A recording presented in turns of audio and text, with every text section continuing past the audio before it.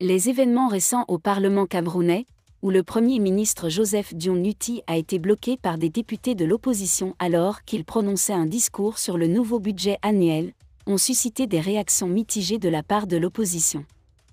Désolé de vous interrompre, ce rapport peut contenir des commentaires soumis au choix de l'auteur. S'il vous plaît, si vous êtes nouveau sur cette chaîne, veuillez vous abonner et activer la cloche de notification. De cette façon, vous serez averti lorsque nous publierons de nouveaux rapports sur cette même chaîne. Merci. Jean Crépin-Niamsi a souligné les divisions au sein de l'opposition camerounaise, notamment au sein du Mouvement pour la reconstruction du Cameroun, MRC, et a critiqué la manière dont Maurice Kamto a traité le dossier. Dans sa récente déclaration, Niamsi a souligné que les représentants du PCRN et du STF bloquaient l'accès au Premier ministre et que cette action devait être encouragée.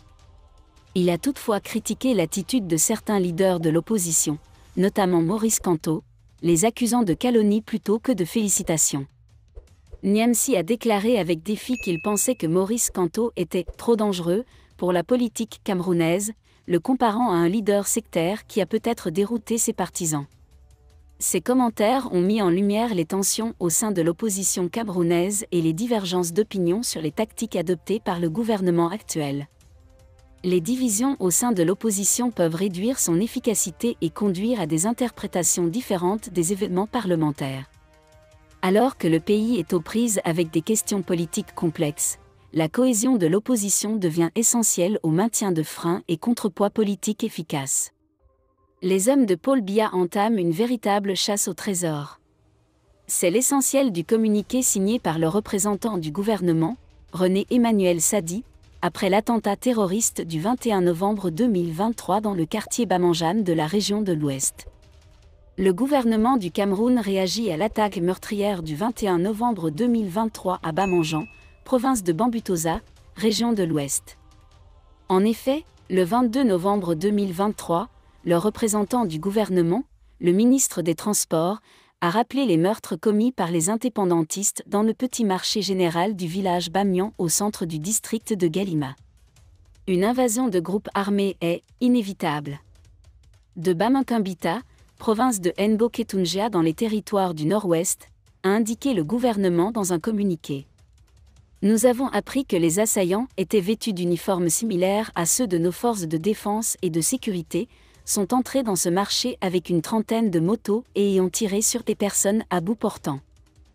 Le premier bilan de l'Oril Expédition montre que 9 civils ont été tués, dont une femme et 8 hommes, plusieurs personnes ont été kidnappées, 5 magasins et 2 voitures ont été incendiés et 2 motos ont été détruites.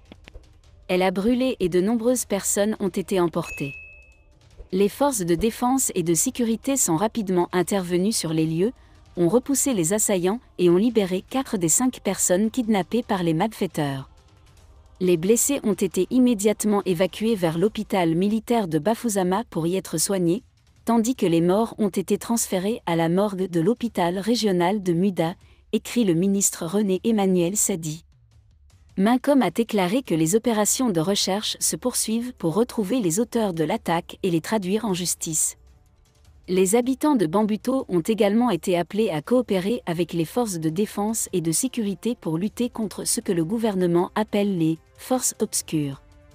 À l'instar du ministre des Communications, il a affirmé la détermination du pays à assurer la sûreté et la sécurité de ses citoyens. En réponse à ces meurtres, le gouvernement a émis une ferme condamnation et présenté ses condoléances au président de la République, Paul Biya. Le gouvernement de la République condamne fermement ce crime odieux commis contre des innocents et exprime en même temps les sincères condoléances du chef de l'État et ses meilleurs vœux aux familles et victimes. Les blessés se rétabliront rapidement, indique le communiqué.